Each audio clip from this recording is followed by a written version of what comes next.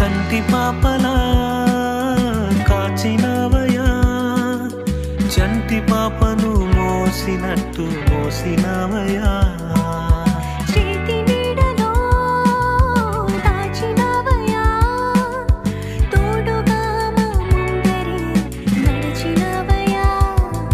పోషించినవయా, బలపరచినవయా, భయము వలదని ధైర్యమునిచ్చినవయా.